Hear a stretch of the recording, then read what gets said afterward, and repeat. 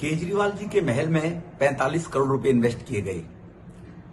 कब? जब कोरोना से देश में महामारी से मारामारी मच रही, लोग जान बचाने को आतुर थे, उनको इलाज चाहिए था, ऑक्सीजन चाहिए थी, उनको कोरोना के अंदर ऐसी जगह चाहिए थी जहां वो सेफ रह सके बेचारे अस्पतालों में।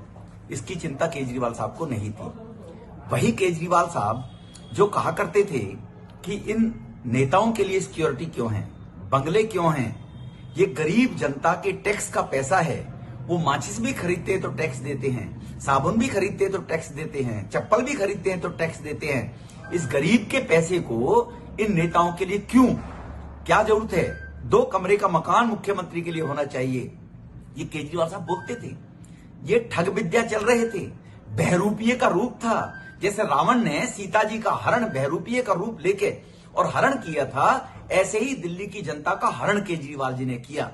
कांग्रेस के भ्रष्टाचार से लोग त्रस्त थे, परेशान थे, सोचा शायद कुछ करेगा, दलदल से निकल कर आऊंगा, राजनीति को स्वच्छ बनाऊंगा। केजरीवाल साहब अब एक आपका रफूगर चड्ढा साहब बोलते हैं कि ये कौन सा अपने घर के लिए बना रहे थे, तो क्या पहले मुख्यमंत्री उनके घर के लिए थे? उनके घर की प्रॉपर्टी थी, वो भी मुख्यमंत्री के आवास थे, वहां भी लोग मिलने जाया करते थे। लेकिन गरीब लोगों को मिसगाइड किया आप लोगों ने, गुमराह किया, ठगा आप लोगों ने।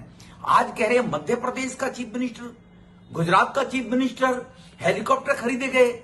स्टेटों के अंदर 1000 किलोमीटर एक जगह से दूसरी जगह मुख्यमंत्री को जाना पड़ता है। उसके लिए आज से नहीं, 1947 से हेलीकॉप्टर की फैसिलिटीज है बड़ी स्टेटों के अंदर। इसलिए आप अपनी गिरबान में झांको। आप ये कब तक लोगों को गुमराह करोगे?